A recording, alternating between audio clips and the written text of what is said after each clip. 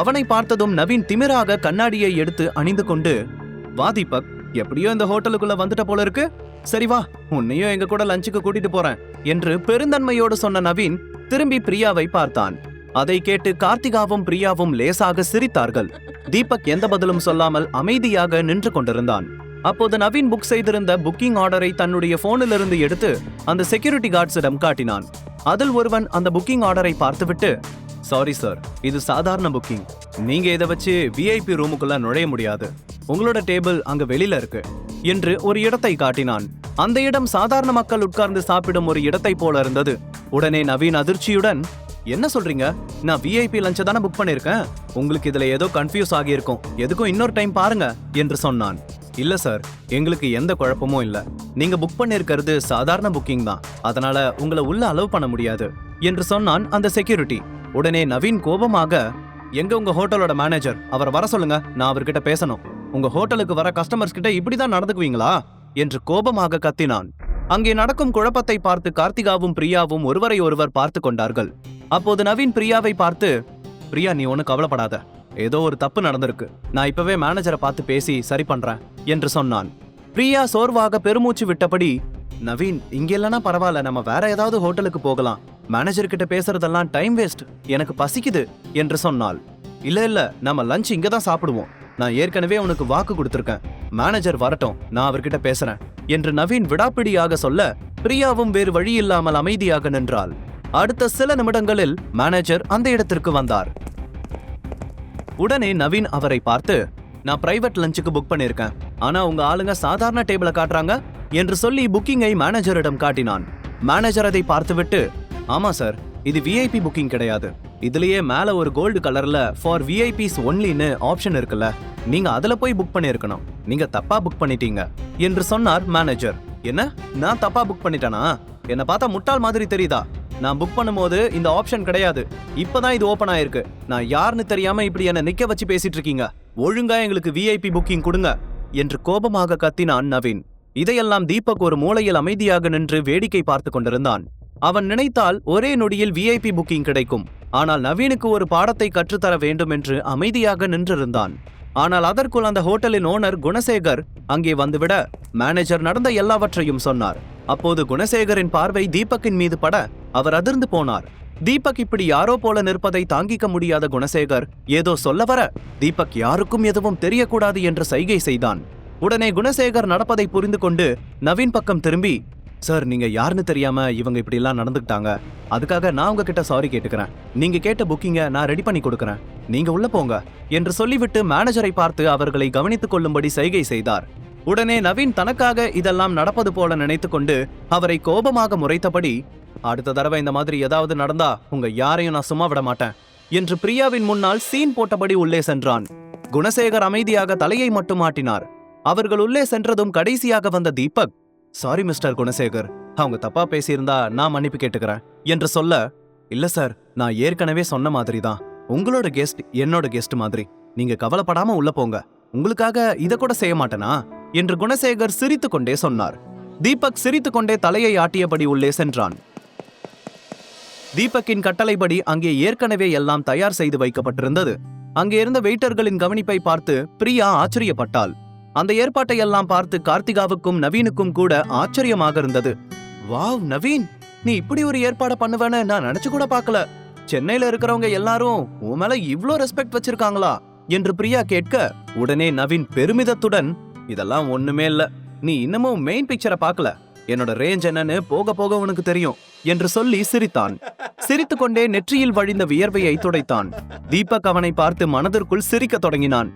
இப்படி ஒரு கவனிப்பு இருக்குன்னு நானே எதிர்பார்க்கல, இது எப்படி நான் பிரியா கிட்ட சொல்லுவேன், பில்லு வேற எவ்வளவு வரும்னு தெரியல, எப்படியாவது இன்னமும் 2-3 மணி நேரத்தை எந்த பிரச்சனையும் இல்லாம கொண்டு போயிடு ஆண்டவா என்று நவீன் மனதிற்குள் வேண்டிக் கொண்டான். உண்மையில் இந்த ஹோட்டலின் உரிமையாளர் தன்னை வேறு ஒரு ஆளாக புரிந்து கொண்டாரோ என்ற பயம் அவனுக்குள் இருந்து கொண்டே இருந்தது. உடனே எல்லோரும் அவரவர் இருக்கையில் அமர்ந்து சாப்பிடுவதற்கு தயாரானார்கள். எமரால்டு ஹோட்டலில் நவீனுக்கு காட்டிய உபசரிப்பை பார்த்து அவனுக்கு எதுவுமே புரியவில்லை. ஆனால் பிரியாவின் முன்னால் தன்னுடைய கெத்தை விட்டுக் கொடுக்க கூடாது என்று நினைத்து அவன் எந்த உண்மையையும் யாரிடமும் சொல்லவில்லை. எல்லோரும் சாப்பிட உட்கார்ந்ததும் அங்கே இருந்த வேலையாட்கள் எல்லோரும் சுற்றிலும் நின்று கொண்டார்கள். அவர்களுடைய மேஜையில் அனைத்து வகையான உணவுகளும் நிரப்பி வைக்கப்பட்டிருந்தது. அதை பார்த்த பிரியா மிகுந்த உற்சாகம் அடைந்தாள். சென்னையில எனக்கு இவ்ளோ பிரம்மாண்டமான வரவேற்பு கிடைக்கும்னு நான் நினைச்சு கூட பார்க்கல. தேங்க்யூ சோ மச் நவீன் என்று பிரியா ஆர்வத்துடன் சொன்னாள். உடனே நவீன் சிரித்துக்கொண்டே, பிரியா நீ இப்ப என்னோட கெஸ்ட், போக போக இன்னும் நிறைய சர்ப்ரைசஸ் இருக்கு, வெயிட் பண்ணி பாரு என்று சொன்னான். அதை கேட்டதும் தீபக் மெதுவாக திரும்பி குணசேகரை ஓரக்கண்ணால் பார்த்து நமட்டு சிரிப்பு சிரித்தான். அதை கவனித்த நவீன் தீபக்கை திமிரோடு பார்த்தபடி, தீபக் நீ தினமும் மார்க்கெட்டுக்கு காய்கறி வாங்க போவல்ல, நீ இதுவரை பார்க்காத காய்கறிங்க கூட இங்க டேபிள்ல குவிச்சு வச்சிருக்காங்க பாரு. இதெல்லாம் நீ உன் வாழ்நாள்ல கண்டிப்பா சாப்பிட்டு பார்த்திருக்க மாட்ட. வா வந்து எங்க புண்ணியத்துல எல்லாத்தையும் அனுபவிச்சுக்கோ என்று சொன்னான். உடனே பிரியா தீபக்கை பார்த்து, என்ன தீபக் நீ இன்னமும் வீட்டு வேலை தான் பண்ணிட்டு இருக்கியா? இப்பவாச்சும் நீ ஏதாச்சும் வேலைக்கு போவேன்னு நினைச்சேன் என்று கேட்டாள். அதை கேட்டு நவீன் சிரித்து கொண்டே, இவனை நம்பியெல்லாம் எவன் வேலை கொடுப்பான் என்று சொல்ல, கரெக்டா சொன்னனா, இவனுக்கு தான் 3 வேளையும் சோறு போடுறதுக்கு ஷர்மிளா இருக்காளே, அப்புறம் எதுக்கு இவன் வேலைக்கு போகணும்? நல்லா சோம்பேறியாவே வாழ்ந்து பழகிட்டாரு சார் என்று கார்த்திகாவும் தன் பங்குக்கு அவமானப்படுத்தினாள். அவர்கள் பேசுவதை பார்த்து தீபக்கின் கண்கள் கோபத்தில் சிவந்தது. ஆனால் பிரியாவின் முன்பு எந்த பிரச்சனையும் பண்ண வேண்டாம் என்று நினைத்தான். அப்போது நவீன் தனது பெருமையை காட்ட விலை உயர்ந்த ஒயின்களை எல்லாம் ஆர்டர் செய்ய தொடங்கினான். அந்த டேபிள் முழுவதும் பல வகையான ஒயின் பாட்டில்கள் நிரம்பி இருந்தது. நவீன் எந்த யோசனையும் இல்லாமல் ஒவ்வொரு பாட்டிலாக ஓபன் செய்து டேஸ்ட் செய்ய தொடங்கினான். கார்த்திகாவும் பிரியாவும் அளவாக 1 கிளாஸ் ஒயின் மட்டும் ஊற்றிக்கொண்டார்கள். தீபக் அவர்களுடைய இடத்தில் வந்து உட்கார்ந்திருந்தாலும் அங்கே இருந்த எதையும் அவன் சாப்பிடவில்லை.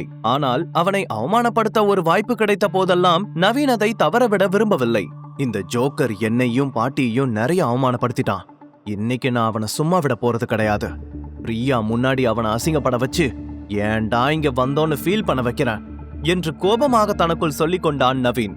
அப்போது நவீன் தீபக்கை பார்த்து, என்ன சார் உங்களோட கிளாஸ் காலியா இருக்கு, நீ எதையும் ட்ரை பண்ணலையா? இவ்ளோ காஸ்ட்லியான ஒயினை உன்னோட லைஃப்லயே பார்த்திருக்க முடியாது. அதனால வேணுங்கிற அளவுக்கு எடுத்து குடி, அப்பதான் நீ எவ்வளவு பெரிய பணக்காரங்கிட்ட பிரச்சனை பண்ணிருக்கன்னு உனக்கு புரியும் என்று சொன்னவன் ஒரு கிளாஸ் நிறைய ஒயினை ஊற்றி தீபக்கின் முன்னால் வைத்தான்.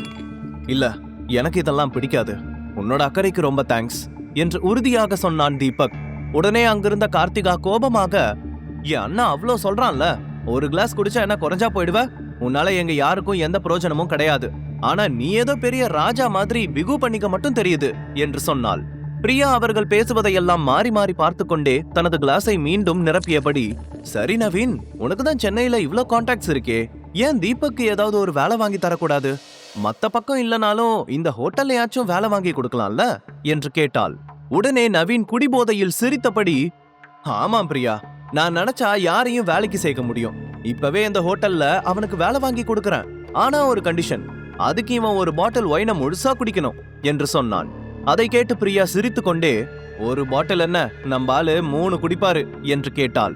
அடுத்த நொடியே நவீன் ஒரு வெயிட்டரை அழைத்து புதிதாக இன்னொரு ஒயின் பாட்டிலை கொண்டு வர செய்தான். பாட்டில் வந்ததும் அதை தீபக்கின் முன்னால் வைத்து, சாருக்கு வேலை வேணும்னா இப்ப இந்த பாட்டில முழுசா குடிக்கணும் என்று சொன்னான். அதை கேட்டு தீபக் கோபத்துடன், நவீன், அதான் எனக்கு குடிக்கிற பழக்கம் இல்லைன்னு சொல்றேன்ல, அப்புறம் ஏன் திரும்ப திரும்ப தொந்தரவு பண்ற என்று கேட்டான். நவீன் அடுத்த நொடியே தன்னுடைய சேரில் இருந்து எழுந்தான். அவனால் இப்போது தன் கோபத்தை கட்டுப்படுத்த முடியவில்லை. ஆனாலும் அவன் போதையில் இருந்ததால் அவனுடைய கால்கள் தடுமாறியது. இன்று தீபக்கை விடக்கூடாது என்று கோபமாக தனக்குள் சொல்லிக் கொண்டான். எப்படியோ தடுமாறியபடி எழுந்து வந்து தீபக்கை வலுக்கட்டாயமாக குடிக்க வைக்க முயற்சி செய்தான். கார்த்திகாவும் பிரியாவும் அதை பார்த்து சிரிக்க ஆரம்பித்து விட்டார்கள். பிரியாவின் நடத்தையை பார்த்த தீபக் கொஞ்சம் வித்தியாசமாக உணர்ந்தான். அப்போது நவீன் வலுக்கட்டாயமாக தீபக்கின் அருகில் வந்து, நான் உன்னை குடிக்க சொன்னா நீ குடிக்கணும். நீ என்னாலதான் இந்த இடத்துக்குள்ள வந்திருக்க. உன்னால குடிக்காம இங்கிருந்து போக முடியாது. உடி என்று சொல்லி அவனுடைய வாயை திறந்து வலுக்கட்டாயமாக ஒயினை ஊற்ற தீபக் டென்ஷன் ஆகி அவனை தள்ளிவிட்டான். உடனே நவீன் கையில் வைத்திருந்த ஒயின் பாட்டில் கீழே கவிழ்ந்து நவீனின் வெள்ளை சட்டை முழுவதுமாக நினைந்து சிவப்பு நிறமாக மாறியது. அவனுடைய விலை உயர்ந்த சட்டை முழுவதும் ஒயின் சிந்தியதால் நவீன் பயங்கரமாக டென்ஷன் ஆனான். பிரியாவும் கார்த்திகாவும் ஒருவரை ஒருவர் பார்த்து கொண்டார்கள். டேய் ஃபூல், இது எவ்வளவு காஸ்ட்லியான ஷர்ட்னு உனக்கு தெரியுமாடா? உன்னோட வாழ்நாள் முழுக்க சம்பாதிச்சாலும் இந்த மாதிரி ஒரு சட்டையை உன்னால வாங்க முடியாது. எவ்வளவு தைரியம் இருந்தா என்ன தள்ளி விட்டது மட்டும் இல்லாம என் ஷர்ட்டையும் நாசம் பண்ணிருப்ப என்று கோபமாக கத்தினான் நவீன். அவனுடைய சத்தத்தை கேட்டு குணசேகர் சில கார்ட்ஸுடன் அந்த இடத்திற்கு வந்தார். ஆனால் தீபக் யாருக்கும் தெரியாமல் சைகை செய்து அவரை அங்கிருந்து அனுப்பினான். குணசேகரும் வேறு வழியில்லாமல் நவீனை பார்த்து முறைத்து கொண்டே அந்த ரூமின் கதவின் அருகில் சென்று நின்று கொண்டார். நவீன் தீபக்கின் சட்டை காலரை பிடித்துக்கொண்டு கோபமாக கத்த ஆரம்பித்தான். உன்னெல்லாம் எங்களுக்கு சமமா உட்கார வச்சு சாப்பிட வச்சான் பாத்தியா? என்ன சொல்லணும்? உனக்கெல்லாம் இங்க எச்ச பிளேட் கழுவுறதுக்கு கூட தகுதி கிடையாது. தேவையில்லாம என்னோட கெஸ்ட் முன்னாடி இப்படி அவமானப்பட வச்சுட்ட. இன்னைக்கு நான் உன்னை சும்மா விட மாட்டேன் என்று நவீன் கோபமாக கத்தியபடி தீபக்கை அடிக்க கையை ஓங்கினான். அப்போது திடீரென கதவை விலக்கிக் கொண்டு சிலர் கையில் பெரிய துப்பாக்கிகள், வாக்கி டாக்கிகளுடன் உள்ளே நுழைந்தார்கள்.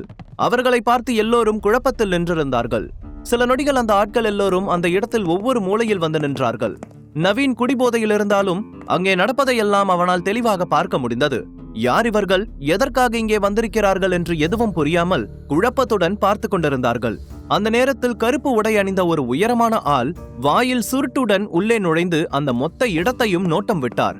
தீபக் அவரை பார்த்ததுமே அடையாளம் கண்டு கொண்டான். அவருடைய பெயர் ஜேம்ஸ்.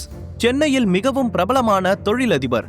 அவர் பலமுறை தீபக்கின் குடும்பத்துடன் தொழிலில் பார்ட்னராக சேர வேண்டும் என்று முயற்சி செய்தார். ஆனால் எதுவும் பலனளிக்கவில்லை. இப்போது ஜேம்ஸ் சென்னையில் தனக்கென ஒரு தனி சாம்ராஜ்யத்தையே உருவாக்கியிருந்தார். அதன் காரணமாக ஜேம்ஸுக்கு தீபக்கை நன்றாகவே தெரிந்திருந்தது. முழு கதையையும் கேட்டு மகிழ பாக்கெட் FM ஆப்பை டவுன்லோட் செய்யுங்கள். லிங்க் டிஸ்கிரிப்ஷனில் கொடுக்கப்பட்டுள்ளது.